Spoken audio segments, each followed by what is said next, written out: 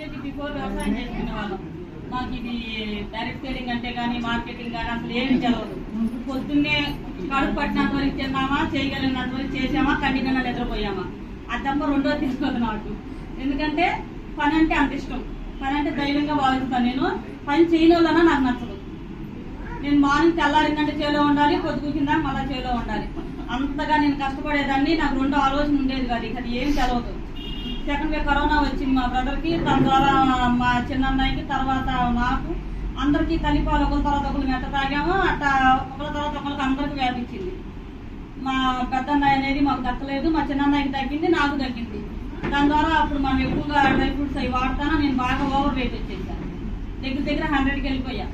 ఇంకా అయినా over weight తోటి ఎక్కువ దూరం 3 కిలోమీటర్స్ అక్కడ నడిచి వెళ్ళి పని చేసి చేయటం లెక్క చేయకుండా చేయటం, అదంతా మోకాల మీద పడి మోకాలు నొప్పులు అనేది వచ్చింది.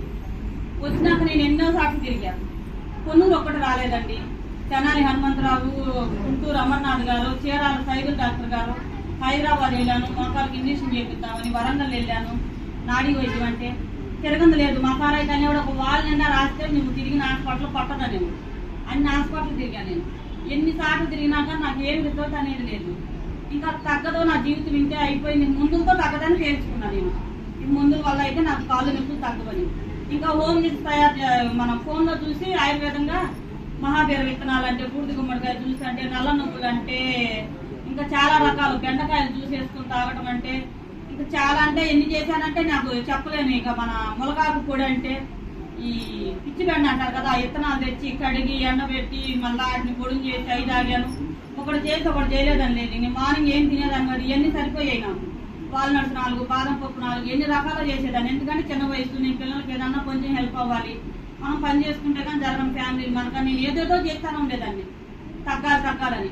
ఇంకా ఓవర్ వెయిట్ తగ్గితే నీకు తగ్గుతాయి అమ్మా అన్నారని హైదరాబాద్ వెళ్ళినప్పుడు 10 రోజులు నేను అనేది ఫుడ్ ఏం తీసుకోవాలి. అసలు ఇంట్లో వాళ్ళందరూ 10 రోజులు ఉంటా కటికలు అంకనం కట్టాలి, ఎట్టన్నా కానీ తగ్గుతాయేమో అని చెప్పి ఏం చేసినా తగ్గలేదు కదా అని చెప్పి నా మనసు చెక్క మంచం ఏందో నేనేంది కంటే.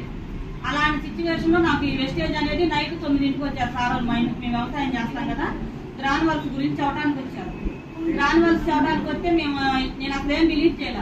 వాళ్ళు ఎప్పుడు వెళ్ళిపోతే ఎప్పుడు పడుకుందామా, కూర్చోలేదు. మోకాల నుంచి నడుముకి వచ్చేసింది. ఈ పక్కంతా నడుము ఒకటే నొప్పి, పడుకుంటే నొప్పి. ఎడం పక్కన ఒక పక్కనే తిరిగి పడుకునేదాన్ని. మీరు నమ్మినా నమ్మపోయిన అంతగా నేను ఫేస్ చేశా. ఒక జర్నీ చేయలేను నేను. అలాంటిది మా బతకడం అనవసరం, ఇన్ని ప్రాబ్లమ్స్ పెట్టుకోనని ఒక మైండ్ వెళ్ళిపోయింది నాకు. ఇక ఈ వయసులో ఇన్ని ప్రాబ్లమ్స్ ఫేస్ చేస్తా బతకడం అవసరం అన్నట్టుగా డిప్రెషన్కి వెళ్ళిపోయేదాన్ని. అందరు ఎటోళ్ళు వెళ్ళేవాళ్ళు ఏడ్చుకుంటా పడుకుంటా ఉండేదాన్ని. ఇంకా ఏం చేయాలి మనం ఆ టైంలో? ఏం చేయలేము. ఇంకా వాళ్ళు ఏదైనా ఇసుకున్నప్పుడు మనం లైఫ్ విరక్తి వచ్చేసేది నాకు, బతకడం అనవసరం అని. అలాంటి టైంలో వేస్టేజ్ వచ్చింది మా ఇంటికి. వచ్చినప్పుడు నేనేం బిలీవ్ చేయాలి. అసలు వాళ్ళు వెళ్ళిపోతే నేను పడుకోవాలి అంతే. ఎప్పుడు వెళ్ళిపోతారా అన్న, ఎందుకు ఆధార్ కార్డు అడగగానే ఇచ్చేవాళ్ళు. మొహం నాకు తెలవకపోయినా ముందు వెళ్ళిపోతారు, వీళ్ళు వదిలేటట్లేరు అని ఆధార్ కార్డు ఇచ్చేసా. ఐడి చేసి వెళ్ళిపోతామమ్మా, ఆధార్ కార్డు ఇచ్చా అన్నారు. ఆధార్ కార్డు ఇచ్చేసా. నైట్ 10-11 అయింది నాకు ఐడి చేసేసాను. నేను వాళ్ళని చాలా ఇసుకిచ్చా.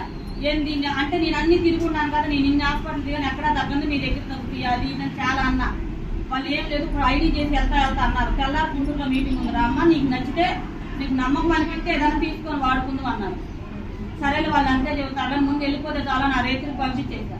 ఒకసారి బాగా విన్నాడు వాళ్ళ మాటలు. ఇని వాళ్ళు అబద్ధం ఆడినట్టు ఏం లేదు, ఒకసారి వెళ్ళి చూసిరా, నువ్వైతే పిచ్చిదాని కాదు కదా, అబద్ధం నీకు నమ్మకం అనిపిస్తే మనం వాడుకుందాం, డబ్బులు పోసావు కదా ఇన్ని సార్లు, ఒకసారి వెళ్ళి చూసిరామని ఆయన బలంతో ఆయన కోసం వెళ్ళా. నా కోసం ఇప్పుడు చాలా డబ్బులు పోసి ఉన్నాడు, ఆయన ఎందుకు చెబుతున్నాడు వెళ్దాం అని. నేను ఏ హాస్పిటల్ ఆ హాస్పిటల్, ఇక్కడ కాదు ఎక్కడంటే ఆ హాస్పిటల్ మళ్ళీ 5,000-10,000 ఇచ్చి అట్లా పంపించేస్తా ఉండేవాడు. ఎప్పుడు ఈ హాస్పిటల్కి వెళ్ళొద్దు, నువ్వు డబ్బులు అవుతుంది అనేవాడు కాదు. ఇక అందుకని ఆయన కోసం వెళ్ళాను నేను. వెళ్ళి చాలా ఏంటంటే నాకు చాలా బోర్ అనిపించింది. వాళ్ళకి అంత వస్తే ఇంత వస్తాయి అంటున్నారు, వీళ్ళకి ఎంత వస్తే నాకెందుకు, నాకేదైనా ఉపయోగపడిద్దని హెల్త్ నేను వచ్చా. ఎరకపోయి చిరుక్కున్నాను అనుకున్నా. ఒక మాట సింపుల్గా చెబితే ఇదేం మీటింగ్ ఏం కథ, నేను ఎరకపోయి చిరుక్కున్నా, నేను కూర్చోలేకపోతున్నాను. పైకి వెళ్తే పోట్లాడతారు ఎంఎస్ఆర్ గారు వచ్చారు. ఇంకా ఆ టైంలో నాకు భయం వేసి కూర్చున్నా కేవలం. ఇక కొంతసేపు కూర్చున్నాక కొంతమంది టెస్ట్ మనీలు ఇప్పుడు మాట్లాడిన భూలక్ష్మి మేడం నాకు బ్యాక్ పెయిన్ తగ్గిందని, కొంతమంది జయలక్ష్మి మేడం తిరుమలరావు ఆవిడ నాకు మైగ్రేన్ తలనొప్పి తగ్గిందని, ఇలాంటి కొన్ని టెస్ట్ మనీలు విన్నాక నాకు కూడా కొంచెం ఏదైనా హెల్త్ ఉందేమో. అక్కడికి చాలాసేపు ఎదురు చూసాను. మోకాల నొప్పులు ఎవరు చెప్పలేదని, మోకాల నొప్పులు ఎవరు చెప్పలా. సరే దీనికి కూడా ఉంటే వాడి చూద్దాము సార్ అని ఊరకట్ట అనుకొని అంటే అడిగితే వెళ్ళిన తర్వాత అన్నారు ఉండయేమో మోకాల నొప్పులు కూడా అన్నారు. తెల్లారే వెళ్ళి తీసుకున్నా. నేను నడవలేను, నేను జర్నీ చేయలేను సార్, తీసుకోవాలని ఉంది కానీ అంటే వాళ్ళే కార్ వేసుకొని తీసుకెళ్ళి ఇప్పించారు. ఇక్కడే మన కొన్నూరులో ఇప్పించారు. నాకు తీసుకొని వాడటం స్టార్ట్ చేస్తే నాకు ఒక 5 రోజుల నుంచి బాడీ కొంచెం తేలిగ్గా, నొప్పులు అంతకుముందు నైట్ నిద్ర ఉండేది కదా, మోకాలు ఒకటే జిమ్మలు ఆడుతూ ఉండేది. కొంచెం నిద్ర పడుతుంది, కొంచెం బాడీ తేలిగ్గా అనిపిస్తుంది. కొంచెం లేచి హుషారు ఉంటే ఇంట్లో పని చేసుకుంటాం కదా, ఆడవాళ్ళం పడుకోం కదా, కొంచెం ఇల్లు శుభ్రం చేసుకోవటం అట్ట కొంచెం 1 వీక్ తర్వాత నాకు కొంచెం అట్లా అనిపించింది, బాడీ కొంచెం లెగవాలనిపిస్తుంది. ఇంకా ఆ తర్వాత నుంచి నేను ఒక 1 మంత్ 2 మంత్స్ వాడిన తర్వాత నేను 2 కిలోమీటర్లు 3 కిలోమీటర్లు ఉంటుంది మాకు చేనుకి, నేను నడిచి వచ్చి పని చేసుకోగలుగుతున్నా. ఇక వీళ్ళు ఫోన్ చేస్తూ ఉన్నారు, మీటింగ్ ఉంది రండి ఒకసారి చూడండి, డబ్బులు ఉన్నాయి ఇందులో, మీకు తగ్గింది కదా, మీకు వచ్చిన రిజల్ట్ 4 షేర్ చేయండి అని. సరే ఒకసారి వెళ్ళి చూద్దామని చెప్పి చూస్తుంటే నాకు అనిపించింది, ఆశే కదా డబ్బులు అంటే ఎవరికైనా, మనం వ్యవసాయం చేసుకుంటా చేద్దాంలే అని చెప్పి పొద్దున పూట కలుపు మేము 10 ఎకరాల పొలం వేస్తాం, కలుపు తీసుకెళ్ళేదాన్ని జనాన్ని. మధ్యాహ్నం వచ్చిన కానీ సారాలను పిలిపించి ఫీల్డ్ చేసి ఒక రోజు, 2వ రోజు మళ్ళీ వెళ్ళి ప్రొడక్ట్లు నేను అందరం తెచ్చిస్తా ఉండేదాన్ని. అట్లా నేను చేస్తా ఉంటే ఫస్ట్ ఇన్కమ్ వచ్చేసి నాకు ఒకటే నచ్చిందండి, మనం అక్కడ అబద్ధం ఆడేది లేదు. నాకు అసలు ఒకరి కింద తల ఉంచడం అంటే నచ్చదు. అబద్ధం ఆడేది లేదు, మోసం చేసేది లేదు, మనం మునిగేది లేదు, పక్కన వాళ్ళు ముంచేది లేదు. ఎక్కడ ఉండదు చెబుతాం, వాడుకుంటారు, వాళ్ళకి హెల్త్ వచ్చింది లేదంటే లేదని.